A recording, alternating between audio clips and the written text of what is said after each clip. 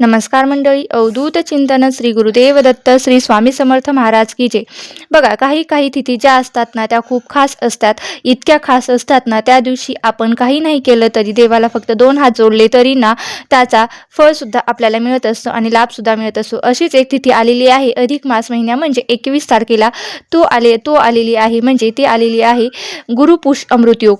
तुम्ही म्हणाल ठीक आहे ना, गुरुपुष्य अमृत योग हा दर कधी अधूनमधून हा येतच असतो.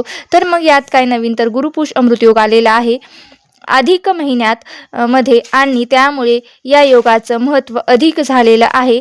21 मेला हा दिवस अत्यंत खास आहे. या कारणामुळे झालेलं कारण अधिक महिना आणि त्यातच गुरुपुष्य अमृत योग आलेला आहे. तुम्हाला माहीत आहे का की अधिक महिना जो असतो तो आध्यात्मिक साधनेसाठी उपासनेसाठी पवित्र मानला जातो. या महिन्यात तुम्ही काहीही केलं तरी त्याचं फळ अधिक प्रमाणात मिळत असतं. त्यात गुरुपुष्य अमृत योग म्हणजेच अगदी दुग्ध शर्करा योग जुळून आलेला आहे असं आपण म्हणू शकतो. आता तुम्ही म्हणाल की खरं कारण आहे या गोष्टीचा लाभ आपल्याला सामान्य माणसाने कसा करून घ्यायचा.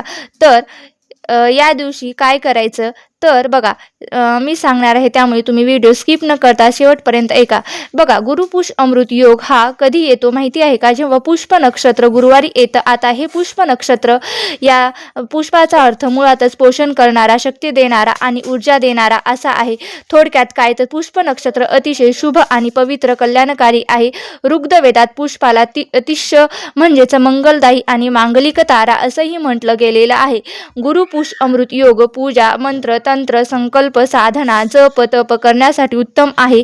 पण त्याचबरोबर या दिवशी तुम्ही गुरुमंत्र घेतलात ते सुद्धा उत्तमच आहे. तसेच आपण गुंतवणुकीसाठी सुद्धा हा दिवस अतिशय शुभ मानला जातो. नवीन खरेदीसाठी सुद्धा उत्तमच आहे. पुष्प नक्षत्रावर म्हणजेच गुरुपुष्य अमृताला फक्त लग्न केलं जात नाही, पण बाकी सगळ्या गोष्टी या गुरुपुष्य अमृत योगावर अत्यंत शुभ असतात. आता यंदा हा मुळात अधिक मासामध्ये आलेला आहे, त्यामुळे या योगाचं महत्त्व असंख्य पटीनं वाढलेलं आहे.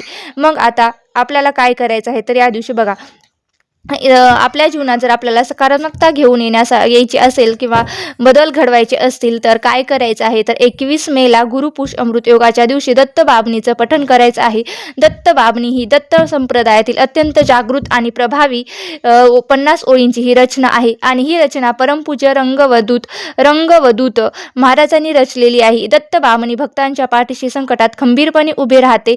काय फायदे होतात तर घोर संकटाच्या वेळी किंवा आर्थिक अडचणीतून किंवा जीवनात मार्ग सापडत नसताना जर तुम्ही दत्त बाबणीचं पठण करायला सुरुवात केलं तर त्यामुळे दत्तगुरूंचे अदृश्य संरक्षण हे आपल्या भोवती प्राप्त होत असते आणि कठीण प्रसंगातून बाहेर पडण्याचा सुद्धा मार्ग आपल्याला सापडत असतो. आणि खरं तर गुरुपुष्य अमृत योगाच्या निमित्ताने जर तुम्ही दत्त बाबणीचं रोज म्हणण्याचा नियम केला तर तुम्हाला 52 दिवस सलग हा नियम पाळायचा आहे आणि खरं म्हटलं तर आयुष्यात सकारात्मक अनुभव नक्कीच येईल. गुरुपुष्य अमृत योगापासून दर गुरुवारी म्हणण्याचा तुम्ही संकल्प सुद्धा करू शकता. असे 52 गुरुवार करायचे आहेत. त्याचा सुद्धा चमत्कारिक अनुभव तुम्हाला नक्कीच येईल. तुमच्यापैकी अनेकांनी तो घेतलाही असेल.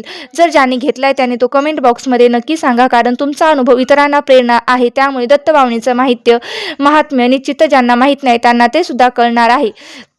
बघा, आता आणखी जाणून घेऊया की या अधिक मास महिन्यामध्ये गुरुपुष्य अमृत योगावर आणखी काय सेवा करू शकतात. तर विष्णू सहस्त्रनाम म्हणजेच ऐकणे किंवा अत्यंत पुण्यदायी असते. तर तुम्हाला जर म्हणता येत असेल तर उत्तम. जर तुम्हाला म्हणता येत नसेल तर तुम्ही मोबाईलवर सुद्धा ऐकू शकता. एक तर दत्त बामणी म्हणू शकता आणि किंवा विष्णू सहस्त्रनाम सुद्धा तुम्ही पठण करू शकता किंवा ऐकू शकतात. नाही जमलं तर तुम्ही दत्त गुरूंच्या भगवान श्री हरी विष्णूंचा कुठलाही एका मंत्राचा जप 108 वेळा करू शकता. अगदीच साधं सोपं म्हणायचं झालं तर तुम्ही श्री स्वामी समर्थ किंवा श्री गुरुदेव दत्त किंवा तुम्ही ओम नमो भगवते वासुदेवाय नमः या मंत्राचा सुद्धा तुम्ही जप करू शकता किंवा श्री वैष्णवे नमः या मंत्राचा सुद्धा तुम्ही जप करू शकता. यापैकी कुठल्याही एका मंत्राचा तुम्ही 108 वेळा जप या दिवशी नक्की करा. आता बऱ्याच जणांना एकाच व्हिडिओतून 2-3 उपाय सांगितले की गोंधळायला होतं, पण येथे लक्षात घ्यायचं आहे की ही तिथी खास आहे आणि या तिथीला तुम्ही काही ना काहीतरी सेवा करा. 2-3 उपाय सांगितले जातात त्यामुळे गोंधळायला होतं. तर इथे लक्षात घ्यायचं आहे की ही तिथी खास आहे आणि या तिथीला तुम्ही काही ना काहीतरी सेवा करणं अपेक्षित आहे. त्या सेवेचा तुम्हाला लाभ होणार आहे. तर तो लाभ करून घ्यायचा असेल तर कुठलीही एक श्लोक, कुठलाही एक मंत्र, कुठलाही एक स्तोत्र ज्या देवावर तुमची श्रद्धा असेल त्या देवासाठी तुम्ही म्हटलं तर त्याचा लाभसुद्धा तुम्हाला होणार आहे. या गोष्टीचा त्या गोष्टीचा एवढाच अर्थ आहे की त्याचबरोबर तुमच्या मनाप्रमाणे या दिवशी दानधर्म नक्की करा. मग पैशाच्या स्वरूपात असेल किंवा कपड्याच्या स्वरूपात असेल, अन्नाच्या स्वरूपात असेल, कारण ही तिथी इतकी खास आहे की त्याचं पुण्य तुम्हाला खूप जास्त पटीने मिळणार आहे. लक्षात ठेवा, आता जर तुम्ही या दिवशी एखादं नवीन काम हाती घेणार असाल, नवीन कामाची सुरुवात करणार असाल किंवा याआधीच तुम्ही एखादं नवीन काम हाती घेतले किंवा त्यामध्ये तुम्हाला यश हवंय तर या दिवशी म्हणजेच गुरुपुष अमृत योगाच्या दिवशी कुलदेवी तिची मनोभावी पूजा करणं सुद्धा फलदायी ठरतं. गुरुपुष अमृत योगात लक्ष्मी देवीचं पूजन किंवा लक्ष्मी देवीच्या एखाद्या मंत्राचा जप करणं, एखाद्या स्तोत्राचं म्हणणं या गोष्टीने सुद्धा माता लक्ष्मीची कृपा ही प्राप्त होत असते. अगदी अशा प्रकारे आपल्याला या सेवा करायच्या आहेत. बघा, गोंधळ न होता तुमच्या मनामध्ये गोंधळ ठेवू नका. या तिथीचा जास्तीत जास्त लाभ घ्यायचा आहे. काही नाही झालं तरी 108 वेळा तुम्ही श्री स्वामी समर्थ म्हटला तरी सुद्धा तुम्हाला लाभ होणार आहे. लक्षात ठेवा, कारण श्रद्धा भक्ती महत्त्वाची आहे. काही ना काहीतरी करणं महत्त्वाचं आहे. देवासाठी आपला भाव महत्त्वाचा असतो. या तिथीचा जास्तीत जास्त लाभ घ्या आणि तुमच्या आयुष्यात नक्कीच सकारात्मक बदल घडवा. अशाच प्रकारचे माहितीपूर्ण व्हिडिओ पाहण्यासाठी माझ्या चॅनलला सबस्क्राईब करून घ्या. हा जर व्हिडिओ आवडला असेल तर नक्की लाईक करा, शेअर करा.